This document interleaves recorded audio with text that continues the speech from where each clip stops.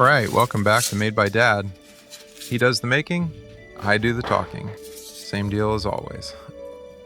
So this build has been in the workshop for a while. Weeks, maybe 2 months. I lost count. Because Dad didn't just want to build a castle. He wanted to build a whole world around it. The grounds, the Quidditch pitch, figures placed in different corners of the scene, each in the middle of something. Yeah, this is our first Hogwarts. And I've been waiting weeks to actually show you. Let's get into it.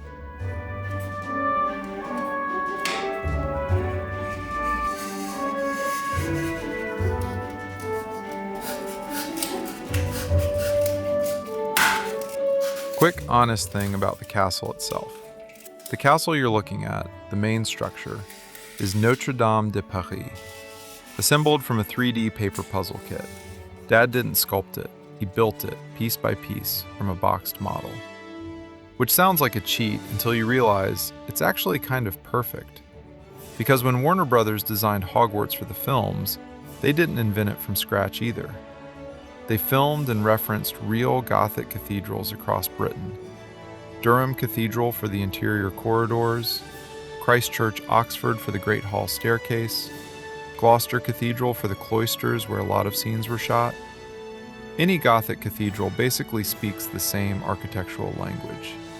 Pointed arches, flying buttresses, rose windows, ribbed vaults, all the visual grammar that makes something look medieval and magical. So when Dad assembled a Notre Dame puzzle, painted it, added lit windows and a Hogwarts crest, surrounded it with grounds and called it Hogwarts, he was, without knowing it, using a very similar shortcut. Take a real Gothic cathedral, make it feel magical. Turns out you don't need to invent Hogwarts from scratch. You just need to know which real building has the right bones, something about the size of what Dad's building here. Because Harry Potter is objectively massive. Over 600 million books sold, translated into more than 80 languages. The films earned billions at the box office. Theme parks, Broadway plays, studio tours, a whole industry.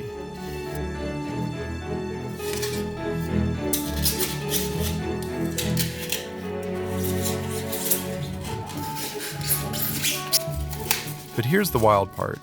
At the start, nobody wanted it. J.K. Rowling's first book was rejected by 12 publishers in a row. 12. Some of them said, too long for children. Some said, kids don't want to read about wizards. One just sent back a form letter rejection.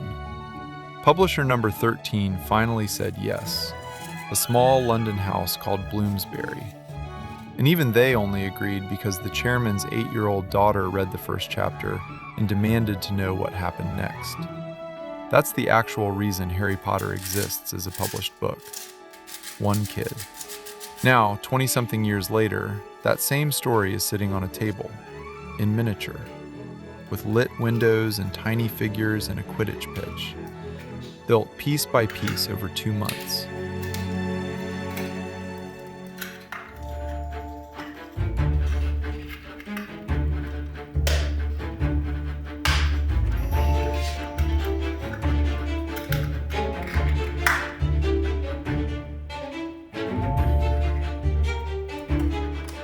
The magic isn't the wands, it's how far a good story travels. Something about the actual craft in this build. The castle itself is a puzzle, I already said that. Impressive puzzle, cathedral scale. But Dad didn't invent every window on it, he assembled it. The real work is everything around it, the grounds. Every square inch of them, sculpted, painted, arranged, that's all Dad. The Quidditch pitch, built from scratch. And every character on this diorama, chosen and placed by hand. Not just positioned, staged. Each one facing something, doing something, in the middle of a moment. So the castle might be the eye-catcher, but the actual work is around it, the world. Because a castle without a world is just a museum piece. A castle with a world is a place somebody could live in.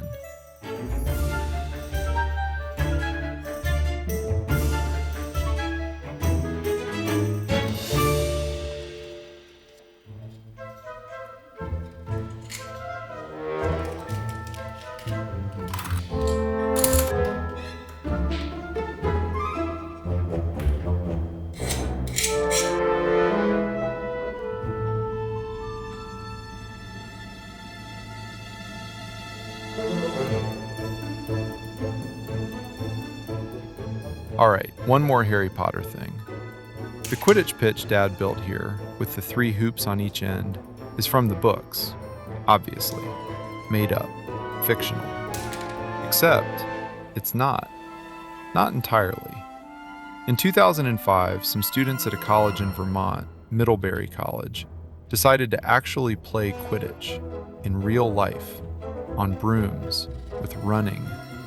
They made up rules for the parts that couldn't be replicated in real life, like the flying, and just started playing.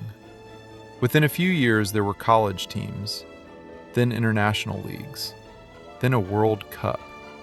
There's an International Quadball Association today, that's what they renamed it, with thousands of active players across dozens of countries. Actual competitive sport, started because of one book. So the fictional sport on Dad's tiny diorama is technically a real one now. People wear jerseys for it. Some people make careers of it. I think about that a lot, about how sometimes an author writes something so vivid that people just start doing it. That's not marketing. That's not a franchise decision. That's something a story did on its own.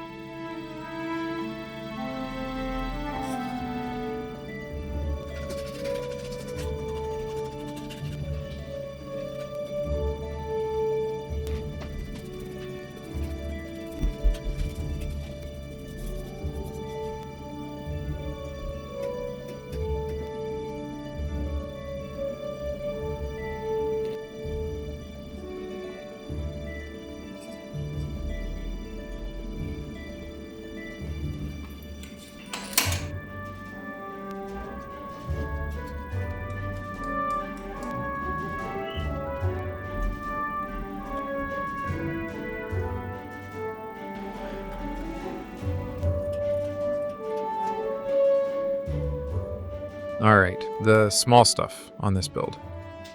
Because there's a lot of it. Every single character on this diorama is in the middle of a specific scene, not just standing around. They're staged. There's a figure up on the balcony, watching from above.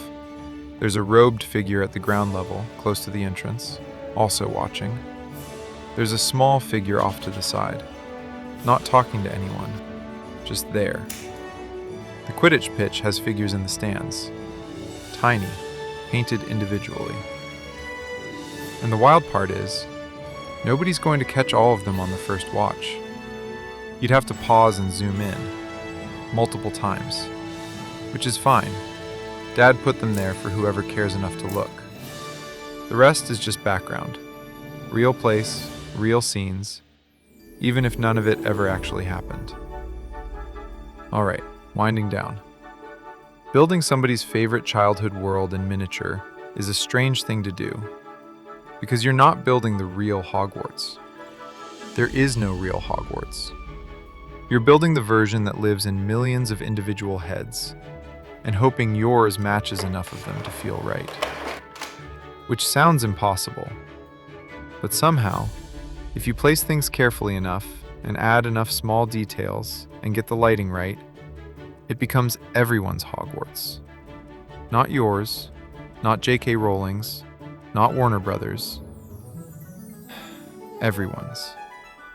That's what Dad built. Not a copy, a shared place. Real quick, if you're liking what Dad's doing, the subscribe button really does help. It's what makes us keep going. And if you drop a comment, I read them all to him. He doesn't speak English, so I actually translate every one. Doesn't matter what you write. Even just hi makes his day. Really. Made by Dad. That's the whole thing.